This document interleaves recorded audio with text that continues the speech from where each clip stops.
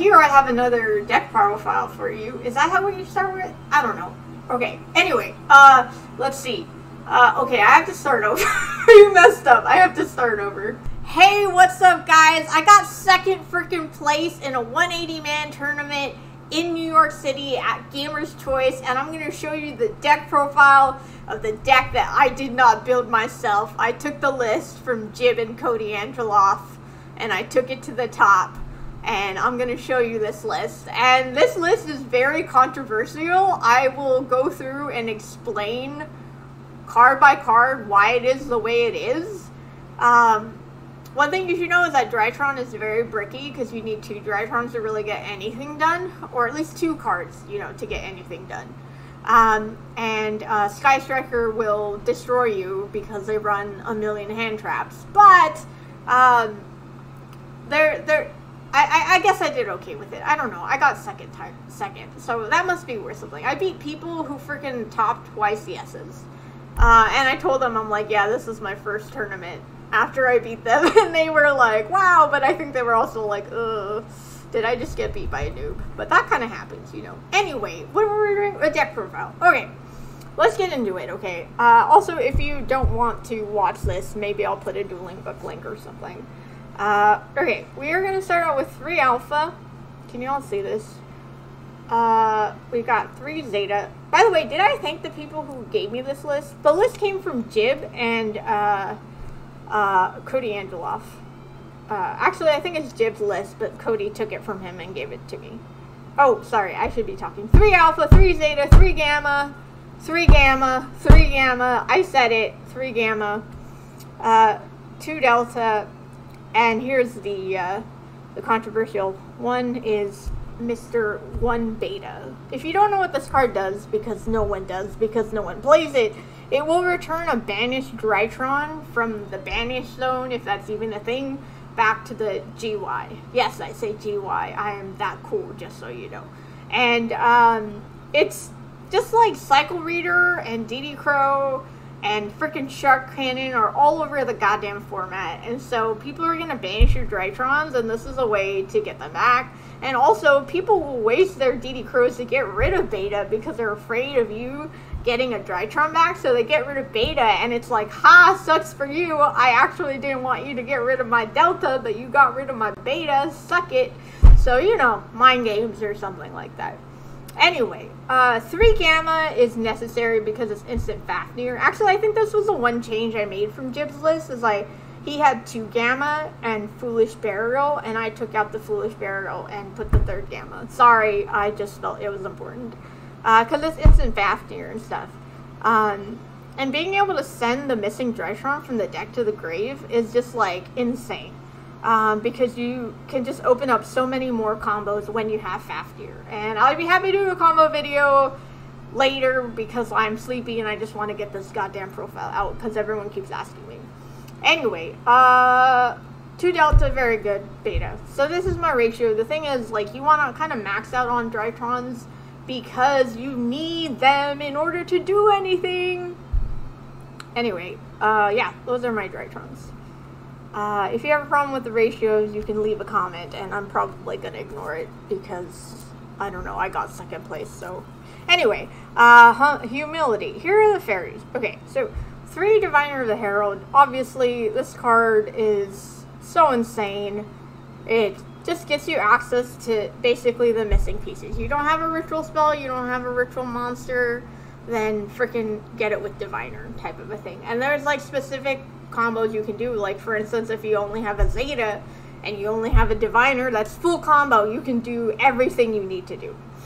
Remember I said this was like a really controversial list? Let me tell you a little bit more. I only play 3 rituals. Ultimateness, Draconids, and Benton. I do not play Editon, and I do not play Natasha.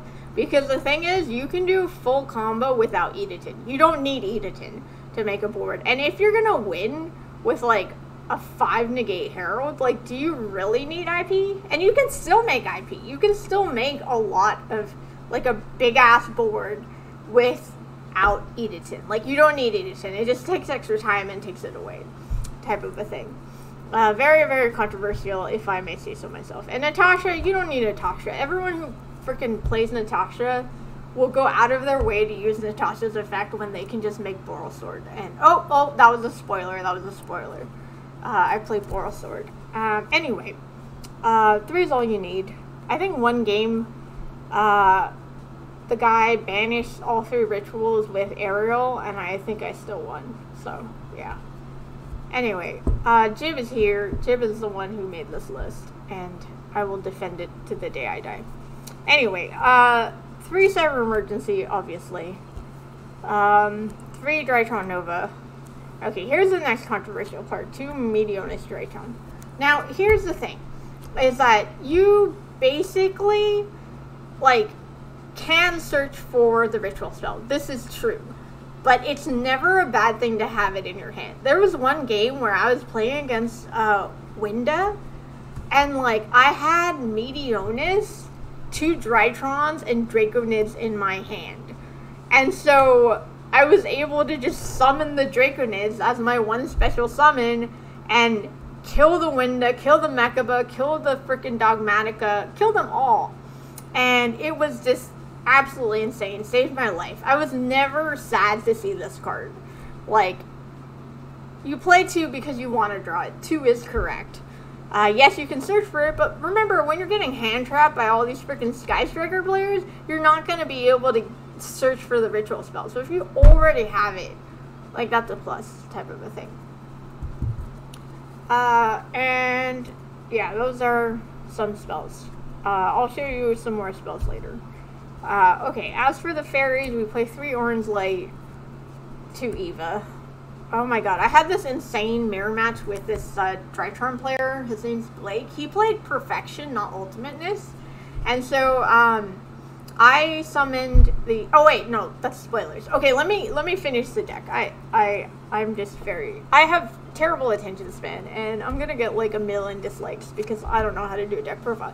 Instant Fusion, Call by the Grave. Instant Fusion is your second Call by the Grave. Like, this card saved my life so many freaking times. I cannot put into words how much Instant Fusion saved me. You summon the Millennia's Eyes Restrict with it, and worst case scenario, it's a level 1 so you can use it. I think I had a freaking, a Millennium Eyes and a Eva, and I made Fafnir that way. It was like a terrible hand or whatever, and I was able to send a Drytron and get stuff moving. Instant Fusion saved my life. You're basically doubling your chances to get a Call by the Grave. 1 Call by the Grave is not enough.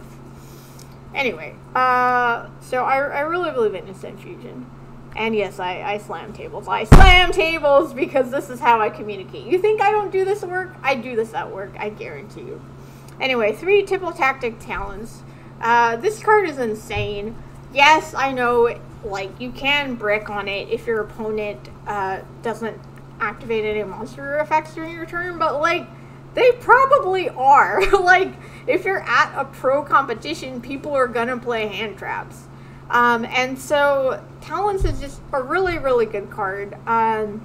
Worst case scenario, you draw 2. I love looking at the hand. It just freaking makes so much goddamn sense to look at their hand, rip out a card, and then you know what they have, so that guides you on the combo, because you know, oh, they have a bell, right, they're probably going to use it on this, or that sort of thing. And yeah, like, as chat is saying, like, Sky Striker remains, what, 50% hand traps or something like that? They just have so many freaking hand traps. Like, you're gonna get hand trapped. And, like, if it doesn't happen your first turn, it'll probably happen your next turn. Like, it's just gonna happen.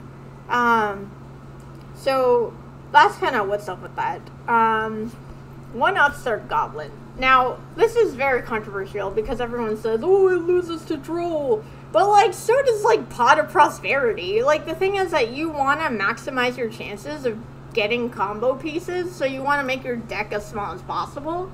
But Pot of Prosperity, like, 1, yes, it plays into Droll, but, like, it's also, like, you have to give up your extra deck, and, like, there were times when I needed to freaking use, like, all the cards in my extra deck. Like, I couldn't just, like, predict which cards I wasn't gonna use. And, like, there were times where I did play Pot of Prosperity and tried it out, and it was just, like, I would just miss the things that I banished. I would be like, oh, shoot, I shouldn't have done that type of a thing. And, like, if you brick, you're really tempted to banish 6 cards so that way you can draw something good, and then you get rolled, and I don't know. And, like, yes, the argument is, like, oh, if you upstart Goblin, you play into Droll. But the thing is, you don't start with upstart Goblin unless your hand is terrible. And if your hand is terrible and you have to start with upstart Goblin, you were going to lose anyway. So, oh yeah, good point, chat. Stealing monsters is also very powerful. I have won games doing that as well. But I just love ripping people's hands apart. That's just my favorite thing to do. Anyway, upstart... really good card. They're like upstart was broken. It's like I had like an alpha and like 3 random cards and upstart goblin, and then I used upstart goblin and I got Zeta, and now I have full combo. Like anytime you draw 1 card in this deck, like it's just insane. Like you can draw like the nuttiest things. And then, yeah, that's more spells. I think I went out of order. Anyway, the last 3, and yes, this is controversial as well, is 3 Ghost Spell. Now, here's the thing, is that Cycle Reader is everywhere, DD Crow is everywhere, Shark Cannon is everywhere, so people are going to be banishing. So you use this mostly as a defensive card. Because people are going to go after your Drytrons to ruin your life. They want to make sure that you don't resolve Gamma and things like that. You know, they want to banish your Ben 10. They want to do stuff like that. So Ghost Spell is a way that you can just protect yourself. And yes, Ghost Spell does come in handy for other cards, but I personally found it best to hold on to it to really protect myself. Anyway, I think that's it. 40 cards. Do not play more than 40 cards in a Drytron deck. Please, God, do not do that. Anyway, extra deck. So we have 2 Fafnirs. You need 2. Don't argue with me. You need 2. Okay. 2 Herald of Arclight. I was very adamantly against 2 because I was like, it never comes up. But there was one match when someone activated Dogmatica Maximus, the one that sends 2 extra deck cards to the graveyard. And I knew they were going to put up Window. They were going first, and I was like, I'm going to die. So I just sent both of these. I added Draconids. I added a Ritual spell. And I was able to summon Draconids and clear their entire board, which is like super nuts. So I really think Arclight is super good, and it should be once per turn, but it's not, so take advantage of that. 1 Entis, very good, especially for any second. Beatrice, obvious. We have Downard and Zeus. So basically, I don't play the Lurelesque. I think there was maybe 1, maybe 2 times where I thought, like, oh, I should. The Lurelesque would be, like, super dope right now. But you can put Downer on your Fafnir because it's rank 1. Yeah, Zeus is an insane card. It was weird. I did get Ogred with Zeus. Like, they kind of baited out because they set 1 card into their turn. I used Zeus and then they Ogred, and I was like, oh crap, what am I going to do now? And I was like, who plays Ghost Ogre? That one is a weird one to me. Anyway, yes, those are some of the cards in the extra deck. And then, of course, we have Link Karibo, IP Masquerena, Nightmare Phoenix, Nightmare Unicorn, Appaloosa, and here's the next controversial card is Boral Sword. And also, obviously, Millennium Eyes Restrict, which saved my life so many freaking times. There was the mirror match I had with the Drytron player named Blake, who, fun fact, won the last LCS. I went first. I summoned the Restrict. And then I added something, he activated Droll. I used Restrict. Then, he used Orange Light and discarded another fairy. But I had Orange Light and Eva, so I discarded those 2. And then I was able to banish the Orange Light to get Diviner, and I just crushed him. Because he only had 2 cards left in his hand by that point. So I was able to do my whole thing without any interruptions. This card freaking saved my life. Like, there are no words. Boral Sword saved my life in a way that Access Code could never. Because the thing is that, like, Access Code is dope whenever you can, like, pop 3 things. But, like, your Link monsters kind of all have the same attributes. You know, it's like a bunch of darks. Like, it's not like I'm gonna make an Appaloosa and then maybe make a Phoenix. Like, that's just, it doesn't really happen. I don't go through so many Links in one game. It's like I'm going with, like, these or the others. So, you can't really pop that many cards with the Access Code effect. And the thing is, like, Boral Sword got me over a 5,000 attack, Dragoon. And, like, there was, the freaking, what do you call that card? That Link 6 in at Ignister, Boral Sword got me over that. Which was, like, like, Access Code can't get over that type of thing. Boral Sword is just insane. It's just absolutely insane. And I think it's the right choice for this deck. Plus, you can, like, summon a bunch of monsters, especially, like, if your board gets broken. You have all these Drytrons on the grave, you can just summon them up and freaking, you know, make the Boral Sword. Another thing is that, like, Access Code gets to 5,300, and maybe you have Ultimateness on the field, so that's 7,000. But if you have Boral Sword and Herald, you can OTK with them. So yeah, Boral Sword, very, very good. Anyway, I'm not really sure what chat is talking about. Oh yes, let's talk about the side deck. Okay, so 3 Nibiru. This only came up against Salamangreat and at Ignister. I don't know how I feel. I don't know if it's necessary, honestly. Forbidden Droplets, very necessary, especially in the mirror match and whenever you've got to freaking break a board. Cycle Reader, mirror match, way better than Droll. Like, Droll will not stop a Drytron player's turn all the time. Like, sometimes it will. But, like, okay, yes, I know I talk a lot. Yes, this deck problem almost into overtime. But I warned you guys, this is who I am. I just freaking do this. Anyway, Cycle Reader is insane. Way, way, way, way bigger deal than Droll. And, like, Droll doesn't really hurt that many decks. Like, yeah, it'll hurt at Ignister. Ooh. You can't play D-Shifter in Drytrons because it will also vanish on your turn as well. And we have 3 Twin Twisters, obviously, and 3 Infinite Impermanence type of a thing. Now, here's the thing about this deck, is that obviously it doesn't main hand traps. Like, Orange Light doesn't really count.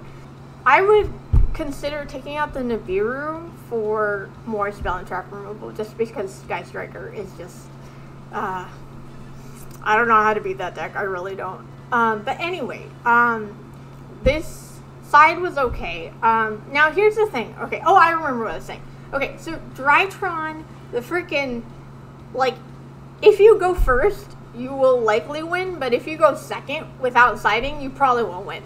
Like, that's just not gonna freaking happen. Is that you don't have interruptions. So, like, if you're in a mirror match and your opponent goes first, then you might as well just scoop, because you're not gonna stop them, because you don't main deck Forbidden or Imperm or anything like that. I did try builds where I was maining that sort of thing, but then I would brick on them because it's like I need more Drytrons.